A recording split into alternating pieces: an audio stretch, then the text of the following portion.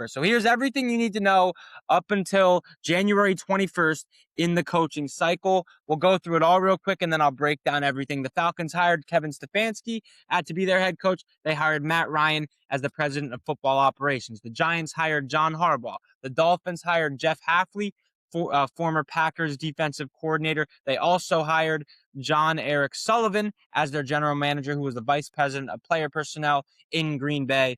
All signs point to Malik Willis in Miami. The Titans hired Robert Saleh. The Chargers hired Mike McDaniel as their offensive coordinator. The Commanders hired former QB David Blau, who was the QB assistant with the quarterback's assistant QB coach with Cliff Kingsbury in Washington. Sorry, my brain just malfunctioned there. He's now the offensive coordinator for Jaden Daniels, and the Lions hired Drew Petzing, who was the OC in Arizona, to be the offensive coordinator in Detroit. Jobs still open. Arizona, Baltimore. Buffalo fired Sean McDermott and promoted Brandon Beane, which makes absolutely zero sense. I think they both needed to go. When you look at the roster that Brandon Beane has constructed around Josh Allen, doesn't make a whole lot of sense why he's still there. Doesn't make a whole lot of sense. I think he's drafted decently with some of the guys he's gotten in the late rounds, like your Christian Benfords, Cole Bishop. I mean, Cole Bishop was a second rounder. I don't know what Christian Benford was. Teron Johnson, he's done good in the secondary, like your Gregory Rousseau's, your AJ Epinezas. They're good players, but he hasn't had, has he drafted any elite players? Did he even draft Josh Allen? Should probably know that. Let me look that up real quick. Did Brandon Beane draft Josh Allen? If he did, then if you don't fire the guy that dropped. Okay, he did draft Josh Allen. So he did good on him for that. But other than that, he has not surrounded Josh Allen with elite playmakers. He whiffed on the Keon Coleman pick. James Cook is a good player. Picked Dalton Kincaid in the first round. He hasn't played like a first-round playmaker should. The offensive line is good. It's not great. Good at run blocking, but they don't allow a lot of sacks because Josh Allen's their quarterback. So Sean Dermott getting fired, I understand that. Brandon Beane getting a promotion when he's failed to surround Josh Allen with really elite You can't even say that, okay? Honestly, now that I think about it, Brandon Beane's definitely surrounded Josh Allen with enough. He's 100% surrounded Josh Allen with enough. I mean, you look at this offensive line that's year in, year out one of the better units in the NFL. It's not elite. It's not as elite as the media will tell you it is. It's like they don't allow a lot of sacks because Josh Allen's their quarterback. But he brought in Stephon Diggs. He drafted James Cook. He brought in Joey Bosa, AJ Epinesa, Gregory Rousseau. And these guys aren't elite, but they're definitely serviceable defensive ends. The secondary he's put together has been tremendous with Christian Benford, Teron Johnson. Cole Bishop has been a stud this year, second round draft pick. Like Brandon Beane's drafted solid players. Has he drafted elite players? No. Has he whiffed on your Keon Coleman's? Absolutely. But to act like he hasn't given Josh Allen enough is crazy talk to me. And Sean McDermott has had good defenses. He's had top 5 defenses in the regular season, but then they've gone to the playoffs, and Mahomes averages 30 points per game and 300 yards against the Bills defense in the playoffs. So a lot of people are on Brandon Beane's case because he hasn't surrounded Josh Allen. I think you got to blame Josh Allen a little bit for the way that he's played, especially how he just played against Denver. And Sean McDermott deserves way more blame than Brandon Beane does. Now, does he deserve a promotion? Probably not. But to act like he hasn't surrounded the Josh Allen, his Buffalo Bills, like hasn't surrounded Josh Allen and given Sean McDermott a good team to go and win a Super Bowl is crazy talk because the defenses have been very good. It's just recently they've been awful. But like 2020, like 2018, 19, 20 to like 2022, the defenses in Buffalo were good. They had a top 5 defense the year they were the number 2 seed in the AFC. So it's like I think Brandon Beane's getting too much hate here by the NFL media. Sean McDermott was worse than Beane. Josh Allen also needs to shoulder a lot of that blame himself, even though he is usually pretty good. Like that Broncos game was the worst playoff performance of his career, easily. But that game excluded, and it's hard to be like, yeah, just that game excluded. But it's the truth. Like other than that game, and I guess the Bengals game, Josh Allen's been a good playoff quarterback. So that's what I understand. Either way, let's go now from the top. Let's talk about all of the coaching decisions so far. Kevin Stefanski, I think that's a good hire for Atlanta. I don't think they should have moved off of Raheem Morris and their general manager, because their general manager did build a very, very good squad, especially on the defensive side of the ball. How quickly they were able to turn that thing over, get some edge rushers in here. Jalen Walker, James Pierce Jr., Leonard Floyd in one offseason. Now they were top 10 in the NFL in sacks and pressure rate. They have a good secondary. Like the defense in Atlanta turned over in 1 year. It's pretty solid. And the offensively, they have playmakers. They have Drake London's a top 10, 15 receiver. Bijan Robinson's a first-team All-Pro running back. Their offensive line is solid when it's healthy. So it's Kevin Stefanski stepping into a situation now with a pocket passer like Michael Penix, where it's going to be run the football with Bijan Robinson the way they ran the football a lot with Nick Chubb, and then get into the play action and take your deep shots down the field to your Drake London, Darnell Mooney's, Kyle Pitts. Like, I think this is a good situation for Kevin Stefanski, and it's a good situation for Michael Penix, but Kevin Stefanski hasn't done the greatest job at developing quarterbacks and making QB's lives easier with his time in Cleveland. That's why they constantly had a revolving door there. Although the revolving door did contain some garbage talent QBs outside of Baker Mayfield. But again, he forced Baker Mayfield to play when he had a torn labrum or whatever the injury was. So either way, I think it was a good hire for Kevin, a good hire for the Falcons. This is a good fit for Kevin Stefanski, considering that they do have a good offensive line. They do have an elite running back, which was what made that Cleveland Browns team that made the playoffs and beat the Steelers so successful. At the peak of Kevin Stefanski's powers when the Browns were good was their run game. The Falcons are going to have a good run game, but he hasn't been exactly a quarterback whisperer is the only thing I'd be concerned about, since you did take Michael Penix 8th overall after giving Kirk Cousins a ridiculous amount of money. You kind of want a guy that can develop a quarterback. Can Kevin Stefanski do that? Remains to be seen. The Giants hired John Harbaugh, excuse me. Yeah, home run hire. He was the best available candidate. I understand he blew a lot of fourth quarter leads. I don't really care. That guy won double digit games in almost every single season he was with the Ravens. He's going to install confidence in Jackson Dart. Todd Monken likely going to go with him. That's good. He's a good offensive coordinator. Good hire.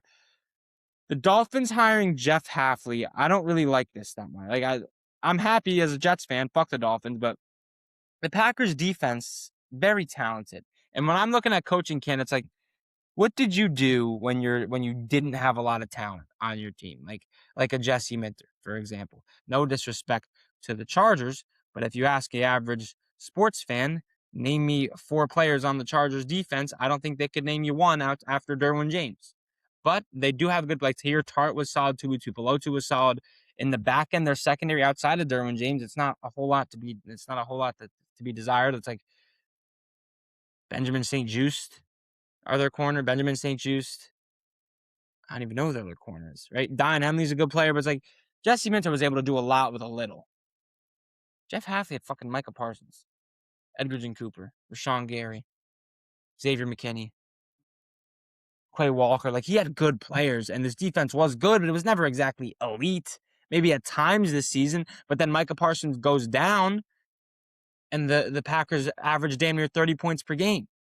And he deserves as much blame for that second half collapse against Chicago that LaFleur is getting.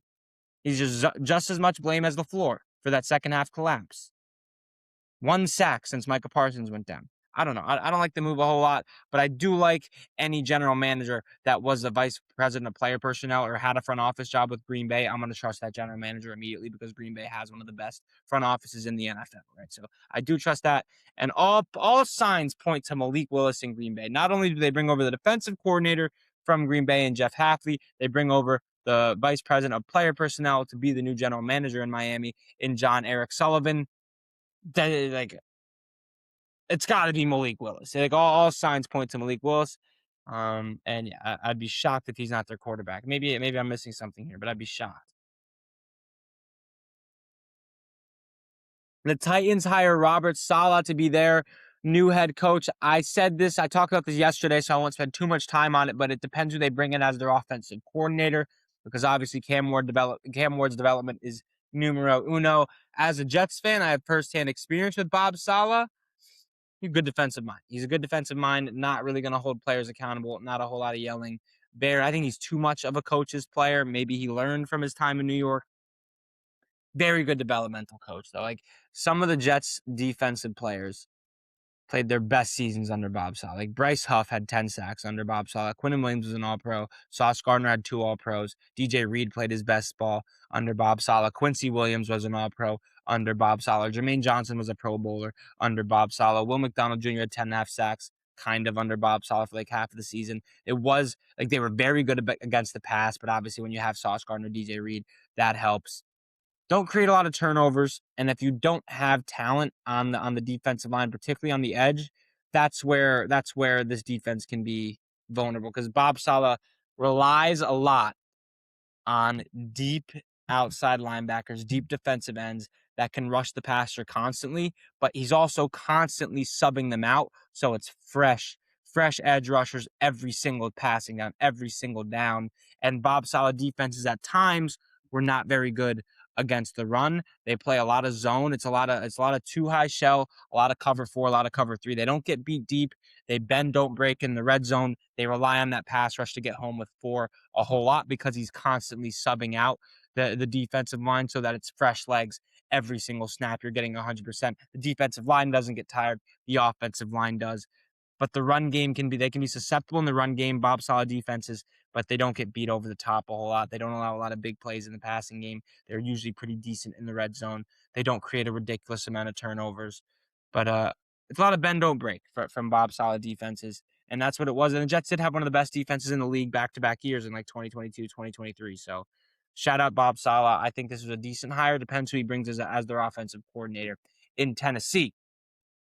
But the winner so far of all of the head coaching cycle this year, the winner of the NFL head coaching cycle has been the Harbaugh brothers because John Harbaugh gets Jackson Dart, Cam Scatterboom, Malik Neighbors, and he's in New York City, biggest media market in the world.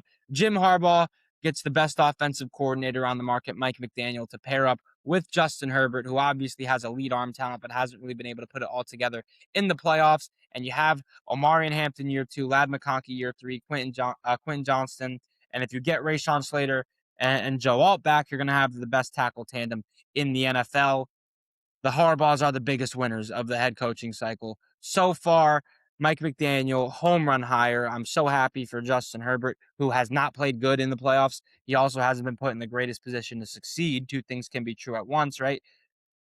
Mike McDaniel is a beast. He had the Dolphins in 2023, number 1 in passing yards per game, number 2 in scoring, number 1 in total yards per game. That offense should be lights out if it can stay healthy, and they can adapt. They can add like a Tyler Linderbaum in the offseason or get some help on the interior of that offensive line, which is another joke. But yeah, I think the Chargers home run hire with McDaniels. Nobody's quite dominated the head coaching cycle so far this head coaching cycle than the Harbaugh brothers have. Good for them. Lions, Drew Petzing as the offensive coordinator. Not really sure how to feel about the guy that was the coordinator for the Arizona Cardinals offense, but I'll say this: he developed guys. He developed Trey McBride. He developed Michael Wilson. You know, like there was some stuff to be desired. Like there was some good stuff in the passing game this season from Jacoby Brissett. At times, very inconsistent. Same with Kyler Murray. Kind of hard to gauge how good a coach is when Kyler Murray is the starting quarterback, particularly an offensive coach, because you look at what Cliff Kingsbury was able to get out of Kyler Murray when he was the head coach there, and it was Kyler Murray's best seasons. He leaves. Kyler Murray kind of falls off a little bit. Not the same player, but how dedicated is he? How much does he love football? I don't know why that's a question. Like, none of us know him, but that is a narrative that's out there. Like, I don't know. Maybe it's just made up out of nowhere. And Kyler does like to play football, but he did bench Kyler Murray. So it's like, I don't know. It's hard to gauge because who knows what's going on with Kyler. But Cliff Kingsbury then leaves, goes to Washington. Jaden Daniels, Rookie of the Year, one of the greatest rookie seasons we've seen of all time, right? So Drew Petzing, I don't know how to feel about it. Not too confident.